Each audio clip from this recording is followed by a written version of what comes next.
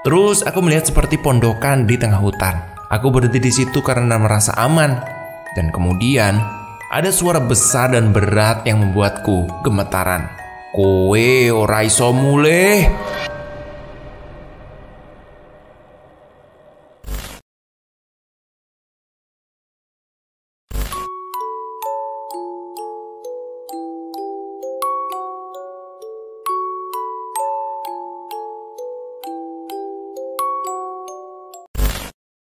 Gunung Arjuno ditulis oleh Kalong @cerita_setan. Linknya ada di deskripsi. Cerita ini berawal dari tahun 2016 lalu. Toby Adam dan 6 teman pendaki yang mengalami kejadian mistis selama pendakian di Gunung Arjuno. Kejadian ini dialami oleh pemilik akun Instagram tobyadam.dj dan 6 teman pendaki di tahun 2016. Sebelumnya, kenalin dulu, namaku Toby Adam, bukan nama asli. Aku kerja sebagai disc jockey di salah satu kota di Kalimantan. Kita langsung menuju cerita aja ya. Aku punya hobi naik gunung. Mungkin dulu setahun bisa 2 kali naik gunung dikarenakan job full, jadi schedule hiking terbatas. Sekitar pertengahan 2016, aku dan juga 6 temanku berencana buat naik ke salah satu gunung puncak di Jawa Timur, tepatnya di Gunung Arjuno. Berangkat sore dari Kalimantan dengan pesawat ke kota terdekat dari Gunung Arjuno. Kita menginap di salah satu hotel untuk beristirahat dan rencananya bakal berangkat subuh dengan travel. Di awal perjalanan dimulai gak ada yang aneh. Dan sekitar jam 8 kita sudah sampai di desa bawah kaki Gunung Arjuno. Kita memang sengaja memilih jalur yang anti mainstream sebenarnya. Kita langsung datang ke rumah kepala desa buat minta izin untuk melewati jalur itu. Sebut saja Toby, Dimas, Ardi, Eko, Wawan, Dina, dan Kiki. Bukan nama asli ya. Sebenarnya kepala desa melarang untuk melewati jalur itu. Istilahnya kita ini bukan orang asli karena jalur itu banyak tempat buat masyarakat sekitar untuk bertapa. Dan karena kita berpikir untuk lewat jalan pendakian normal butuh waktu yang agak lama, jadi kita berusaha meyakinkan kepala desa bahwa kita akan menjaga sikap ketika melewati jalur itu.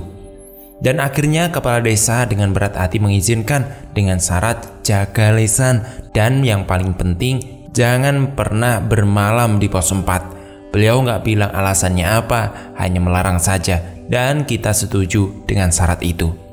Jalur ini sebenarnya banyak yang nggak tahu karena emang untuk ke jalur ini saja kita harus masuk ke desa yang menurut aku cukup terpencil. Ya istilah kalau mau masuk rumah ya lewat belakang. Mungkin pendakian yang sudah hafal jalur ini pasti juga tahu. Kita akhirnya berangkat jam 1 sebelum semuanya berjalan normal. Suasana juga sejuk karena banyak pohon pinus di daerah ini. Yang bikin agak merinding itu banyak banget nih. Terasa dibuat untuk orang-orang sekitar buat bertapa atau di sini menyebutnya berdoa. Maghrib pun tiba, tapi kami terus melewati pos 3. Pendakian ini ada 7 pos, jadi butuh waktu lama untuk sampai puncak Gunung Arjuno. Nah, anak-anak cewek ini sudah sampai banget, katanya gitu. Terus aku bilang, ya udah, kenapa nggak bikin camp di pos 4 aja? Paling juga bentar lagi. Jangan-jangan macam-macam aja. Kalau sudah dilarang itu didengar. Hutan ini bukan rumahmu, kata Eko. Udahlah, slow aja, nggak ada apa-apa kok. Yang tahu juga kita ngecamp di sini cuma kita. Besok sebelum pagi, subuh kita langsung bersihin, jadi nggak ada yang tahu kalau kita habis ngecamp di sini, kata saya. Mungkin karena faktor capek, temanku yang lain pun diam, seakan-akan setuju aja dengan istirahat di pos 4. Sekitar sejam kemudian kita sampai di pos 4. Terdapat tulisan di kayu di pinggir jalan yang bertulis angka 4 yang sudah ditumbuhi tumbuhan menjalar. Pikirku karena di sini jarang ada yang lewat makanya nggak terawat. Dan di situ terdapat pos yang bentuknya seperti pos ronda untuk istirahat sementara. Sedangkan di dalam pos itu ada lapangan yang cukup luas dan bersih. Nah, mantap nih tempatnya, luas gini, masa juga nggak boleh ngecamp, kata saya. Kita langsung saja bagi tugas agar segera ada tempat buat istirahat buat sore. Aku ingat sekali saat itu lagi asik-asik nyanyi di depan api tepatnya jam 9 malam. Muncul seorang parubaya dari jalan setapak itu. Orang itu berjenggot putih dengan baju batik dan celana hitam gantung dan bawa parang. Sontak semua kaget, malam-malam gini ada yang nyusul bawa parang pula. Bawa itu tanpa basa-basi langsung ngomong dengan nada tinggi pakai bahasa Jawa. Karena aku ada turunan Jawa jadi agak paham. Wes tak kandani ojo nginep nek kene kok ngeyel. Iso pindara, ucap bapak itu yang artinya gini, sudah dikasih tahu jangan bermalam di sini. Ini kenapa pada ngeyel? Udah pindah sekarang. Kita diam saling menatap sambil membersihkan barang-barang untuk naik ke pos berikutnya. Sebut saja Simbah biar enak. Simbah tadi masih berdiri di samping pos sambil memperhatikan kita beres-beres barang. Sampai kita udah siap untuk naik ke pos 5, aku suruh teman-temanku buat duluan. Karena aku masih beres-beres sisa-sisa api unggun itu. 10 menit mereka berjalan, akhirnya aku nyusul setelah yakin semua sudah beres dan Simbah masih berdiri di samping pos. Pas aku ngeliwatin Simbah itu, aku mencium wangi-wangi melati. Yang aku pikir gak macem-macem sambil ku tegur terus pamit. Mari Mbah, maaf atas kesalahan kami tadi, saya begitu. Simbah itu hanya mengangguk tanpa mengeluarkan kata-kata. Tak lama kemudian, setelah melewati Simbah tadi, buat mastiin aja aku nengok ke belakang. Apakah Simbah itu masih ada atau udah pergi? Ternyata semuanya menghilang. Kok cepet banget perginya, batin saya. Dan di situ awal semua terjadi. Sambil memikirkan Simbah tadi, aku terus berjalan berusaha menyusul ke anggotaku yang sudah berjalan dulu. Tapi ada yang aneh. Kalian tahu gak? Hutan saat malam itu bagaimana? Berisik suara malam hutan, suara serangga dan lain-lain. Tapi kali ini berbeda, sunyi, senyap, bahkan nyamuk pun gak ada. Perasaanku sudah gak enak. Aku mulai berasa ada yang mengawasiku, seperti ada yang mengikutiku dari belakang. Mungkin sekitar 1 jam aku jalan. Dan kenapa rombonganku gak ada? Ngerasa kalau aku lewat jalan ini terus. Kemudian aku cari kayu yang agak besar, kemudian aku tancapin di pinggir jalan. Setapak demi setapak, biar menjadi bukti kalau aku tidak tersesat. Setelah aku pasang tanda, aku mulai jalan lagi. 10 menit berjalan, aku melihat kayu yang aku tancapkan tadi. Kok saya di sini lagi, batin saya. Mulai frustasi, pikirku coba aku turun aja. Aku kembali ke tanda kayuku. Aku coba ke kanan, berusaha masuk ke hutan.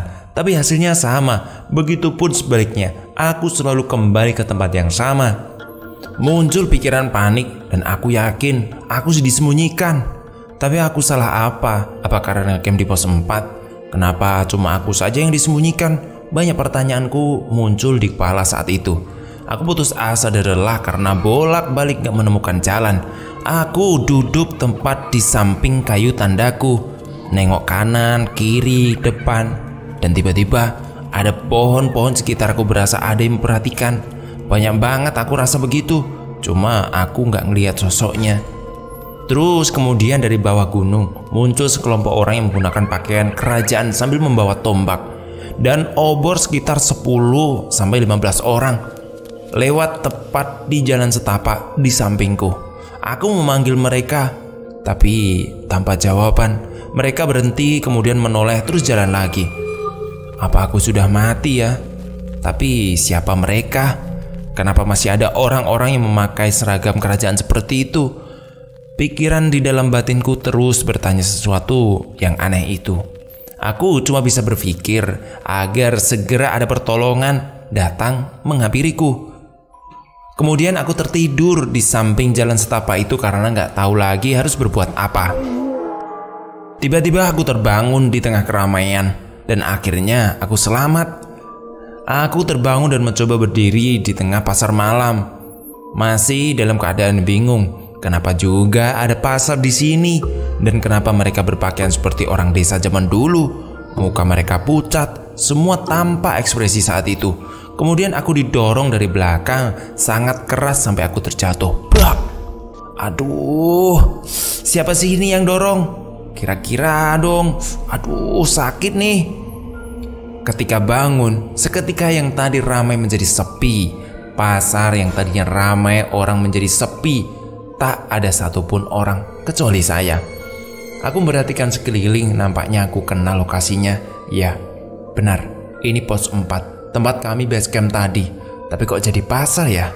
Kemudian banyak suara wanita ketawa lirih, melengking yang bikin merinding.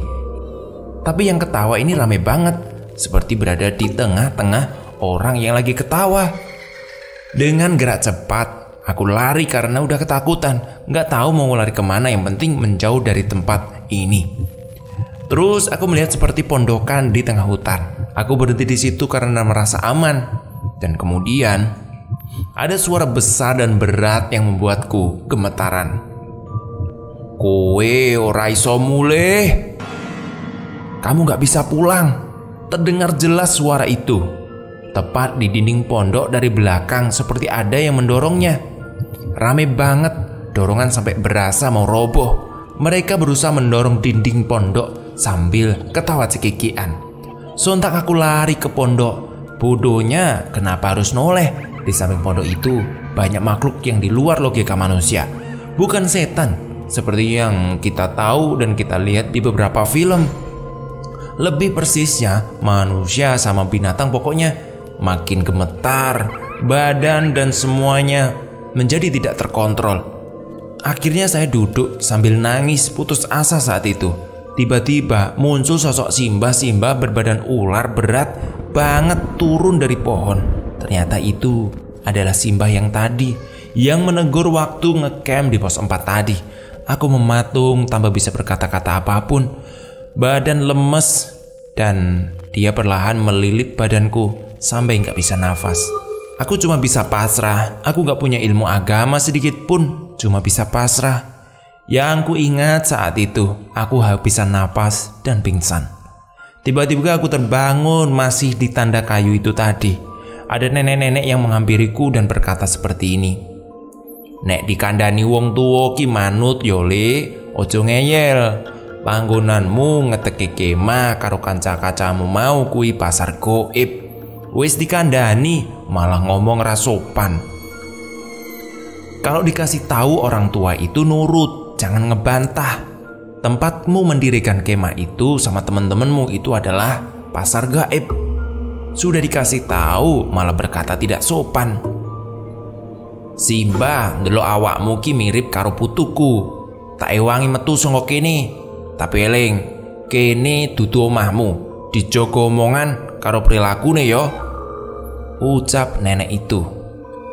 Simba lihat kamu seperti mirip cucuku. Aku bakal bantu kamu keluar dari sini.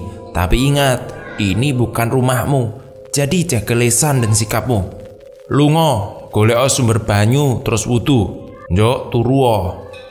Itu pesan nenek terakhir. Pergilah kamu mencari sumber air, kemudian kamu berwudu, lalu pergi tidur di sini. Aku cuma bisa mengangguk, kemudian ada suara dari kiriku. Dan aku menoleh dari kiri, tiba-tiba nenek itu sudah tidak ada. Gak tahu kenapa, tiba-tiba aku mendengar suara percikan air. Ada sungai kecil mirip parit di belakang pohon besar. Aku langsung wudhu di sana, kemudian balik ke jalan setapak dan berusaha memejamkan mataku. Akhirnya aku tertidur. Belum lama aku tidur, aku merasa ada yang membangunkan. Benar saja, saat aku bangun sudah banyak warga dan 6 teman-temanku yang ternyata sudah 3 hari mencariku. Malam yang kurasa singkat terjadi malam ini. Dan ternyata sudah 3 hari mereka menemukanku tidur di samping jalan setapak. Padahal mereka naik turun gunung lewat situ tanpa melihatku. Baru sore ini ketika mereka mau turun ngelihat aku ada di samping jalan.